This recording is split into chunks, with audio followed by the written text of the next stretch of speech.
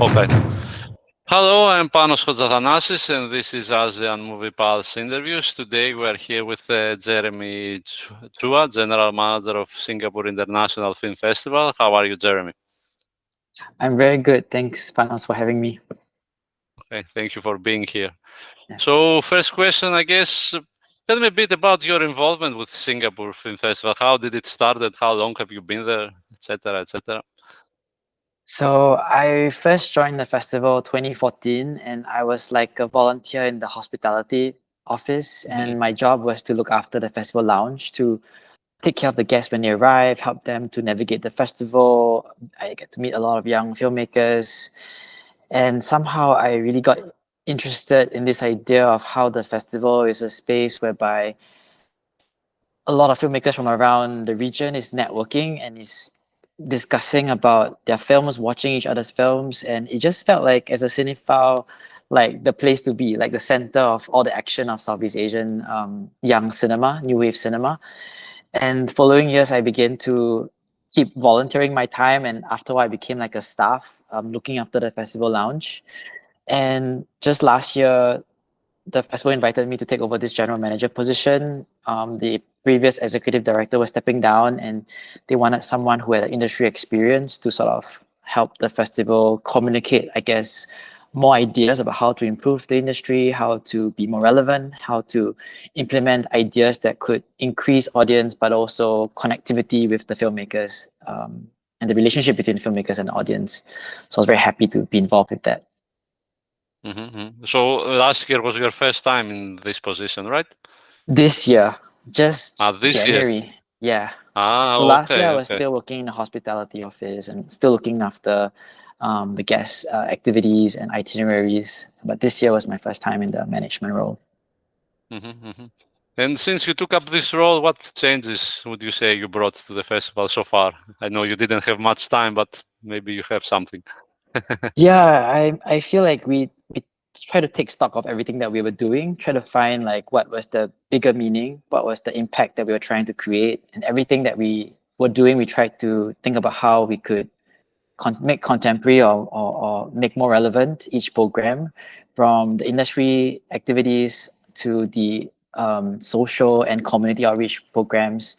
We tried to make sure that every program had this idea of sustainability, relevance, and also leadership in what we wanted to communicate to the public and to the industry of Southeast Asia. So one of the main changes we did this year is try to think about industry development, that no longer from a film academy, we are upgrading to like a professional environment. How can a professional who is younger or emerging take next steps to become more international? So we opened this Industry Days program, whereby it's a 3-day program for young professionals to really get more skill sets of tackling like international challenges and international marketplace. We also thought about renewing like what is Audience Choice Award and how can they be more relevant to local distribution? How can this award allow for the local press to talk about films that the local audiences are voting as their favorite films, so it has a greater impact on distribution later on. And many other small changes related to like how can we just run an efficient festival, but with greater like long-term goals and objectives for the participants and our audiences. Mm-hmm, mm-hmm. And how would you describe the situation of the festival right now? Let's say about how the audience attending is and how is it financially, let's say. I Let's think start after with the audience. COVID, yeah, Yeah. I think after COVID, like we were very surprised that last year, the response from the audience was very good. We had like the highest box office since 2015. And I think it goes to show that, you know, despite cinema habits changing, the festival presents an element of freshness, a new perspective, a new vision, a different experience, a space that to navigate new discourses that traditional cinema going doesn't have.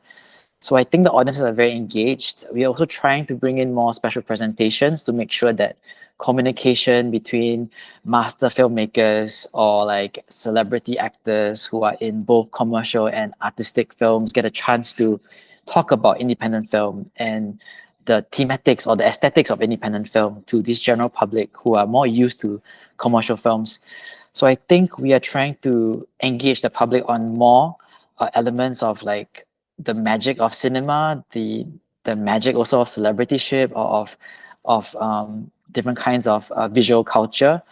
And so we're quite motivated to build audiences every year. We're trying to get bigger halls to get involved with the festival, as well as getting more actors and directors or creative leaders to really talk about their process, talk about the making of the films when they're at the festival.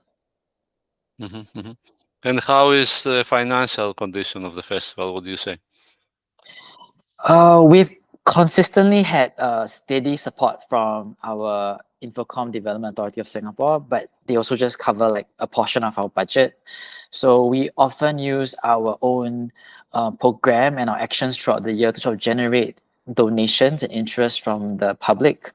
I think this year we also have a more like long-term strategy for partnerships with brands that we feel have similar imagination of what cinema can bring to local audiences, lifestyle brands, to try and create the experience to be more multifaceted, to link different art forms together such that audience can also grow and not think of cinema as a singular, like isolated art form, but maybe with fashion or visual arts or music, so that it becomes very multifaceted.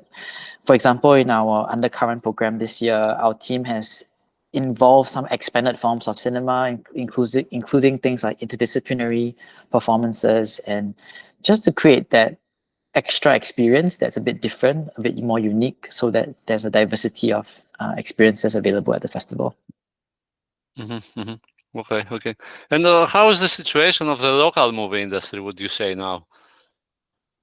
I think that the Singapore film scene is quite robust simply because there are like active grants from the government, but also like a lot of independent voices from the commercial side and from the very underground side. So you have very different tiers of production. Like you have the lo-fi, low budget productions, you have the middle young filmmaker productions, but you also have those commercial studio productions. And I think each of them tries to cater to a different group. I think at our festival, we try to show a sort of diversity of such films.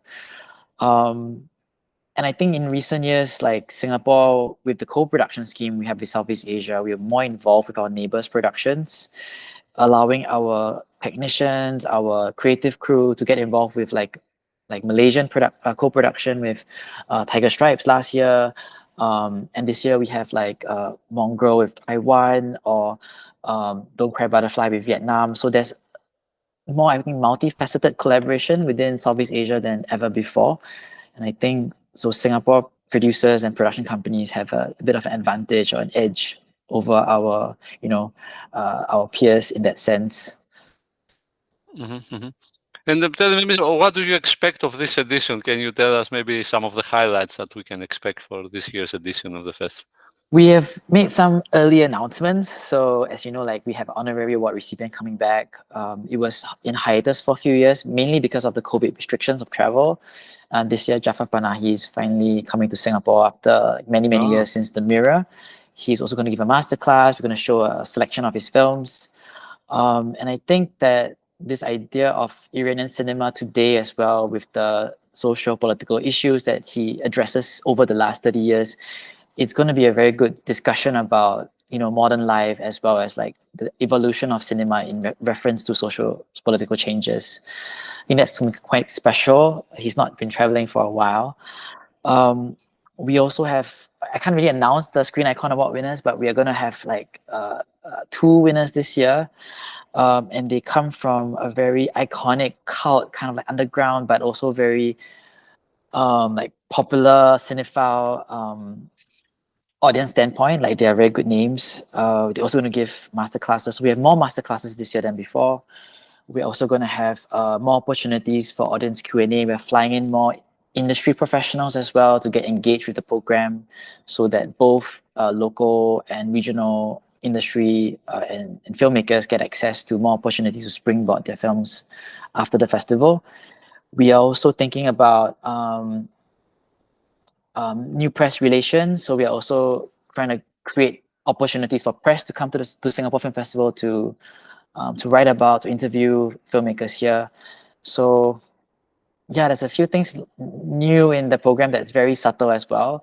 For example, the Singapore films, which used to be in the panorama, we are now putting them into more of the global thematic, so that Singapore films are also being put side by side with other world cinema titles, so they can have a conversation about like what they're trying to say in cinema today. But otherwise, it's very, very subtle changes. I don't think we try to make something new. We're trying to sort of maybe like improve some new experiences, or try to increase each action's relevance and meaning, so that audiences can deeper engage with the festival. And about this ambassador role, Rebecca Lim is going to be the ambassador, if I'm Yeah, correct. yeah. So Rebecca is going to be ambassador. She's like a local TV and movies star. Like she has really a lot of popular following because she came from a television background. And what we like about her is that she's really a big fan of Singapore cinema. She goes to watch and support Singapore cinema for many years. She writes about it in her social media.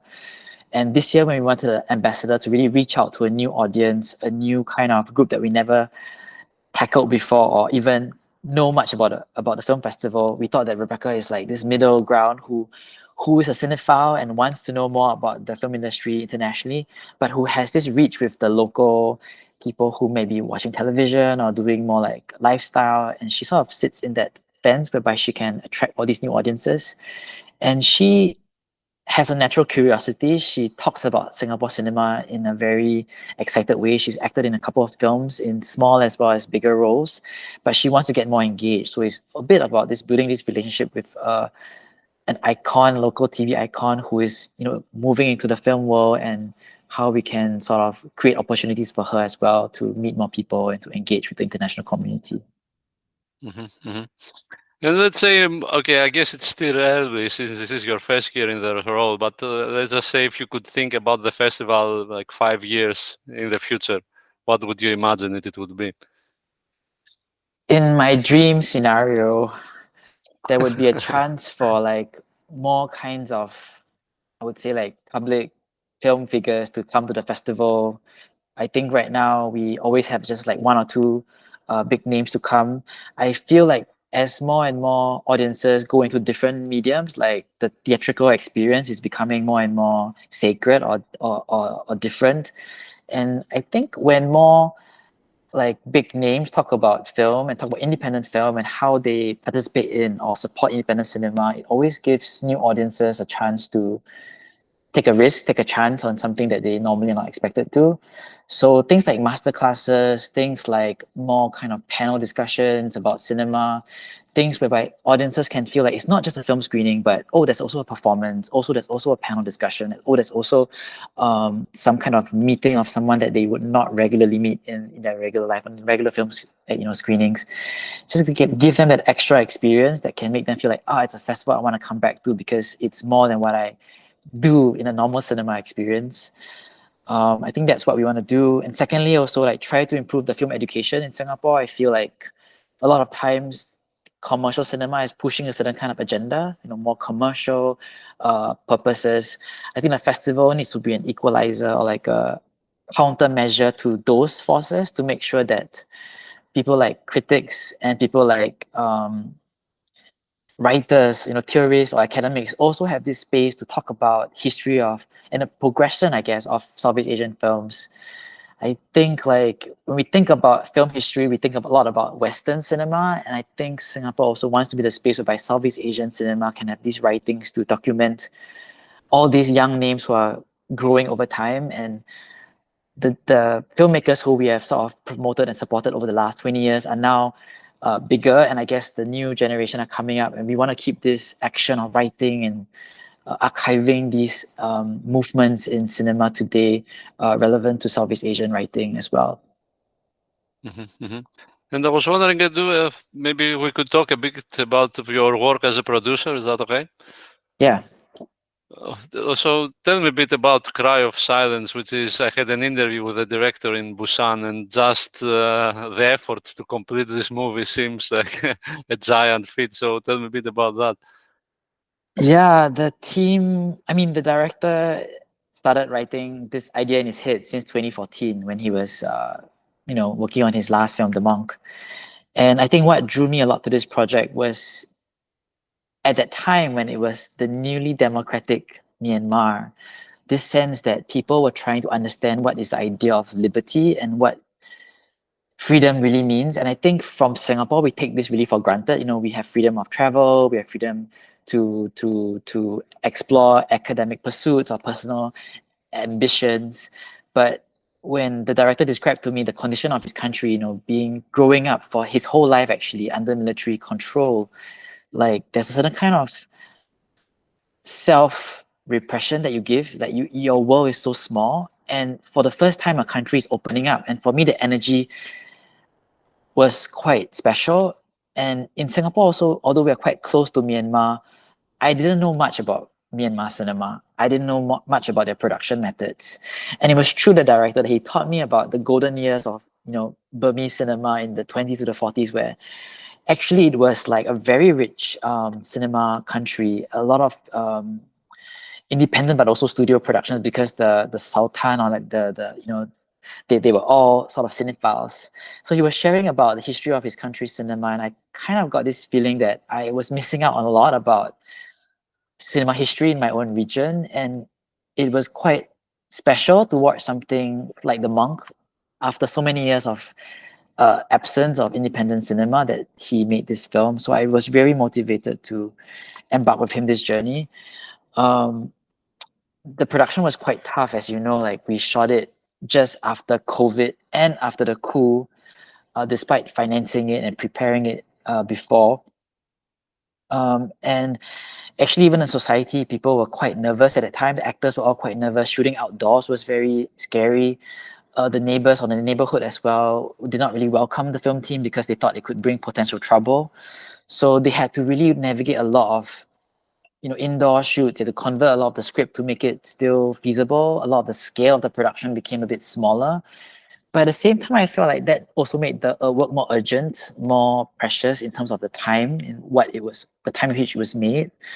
It was a time whereby actually the military was sort of winning, but by the time the post production came, the military was sort of losing the public faith, and so the elements of documentary, the elements of resistance, sort of became stronger in post production. In the shoot itself, actually, we were more focused on just a group of women who were trying to fight for their rights of, you know, economic rights. But in post production, we realized that the tides were a bit turning, and politics also were a bit changing. Like, people really felt like the People's Army was getting stronger and more influential, especially in the suburban areas. And I think the director really felt like he needed to say something about the country now. So we included more archive material. We included more poetry, because he was a poet before, so he was writing more things. So it was more personal, more textural with today, not just a fictional depiction of an important strike that he saw back in 10 years ago, 2014, but how that echoes with life today. So I kind of felt that was a very unique angle from the director. And about Pierce, which is another unique, because it's Singaporean production, but it's shot in Taiwan with Taiwanese actors. So can you tell me a bit about that?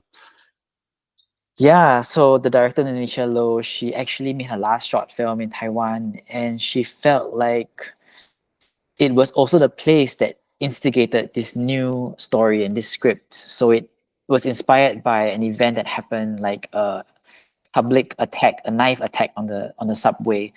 And so she felt like, you know, the context of this city was relevant, but also I think she was interested to continue her relationship working in Taiwan. Despite this, I feel like the story that she was writing was quite universal. Like, it could have been set in Singapore, but I think she chose Taiwan because of its maybe context. And I think also the idea of doing a fencing film, you know, like how to integrate, as she herself was a athlete, how to integrate the explosiveness, the tacticalness of fencing, like only something like a real fencer could really write about. So for me, working in Malaysia was really getting to explore this emotional journey of, you know, like trying to get this emotional feelings of sports into a drama, and through cinematography, through editing, like through, use of dialogue and silences, it was sort of crafted in this way of a sports thriller. And I was very inspired by her because she was very much driven by all the emotions that she know of what a fencing bout is about, and she tried to bring that into a family drama. That's quite unique to me. Yeah. And the last question, I guess, future project as producer, are you working on anything new at the moment? We just finished shooting a Filipino Singapore UK co-production called Filipiniana by Rafael Manuel. So currently we are in post production, and hopefully within a year we'll be ready. Yeah. Okay. Well, I guess that's it. Thank you very much for your time. Thank you. Okay.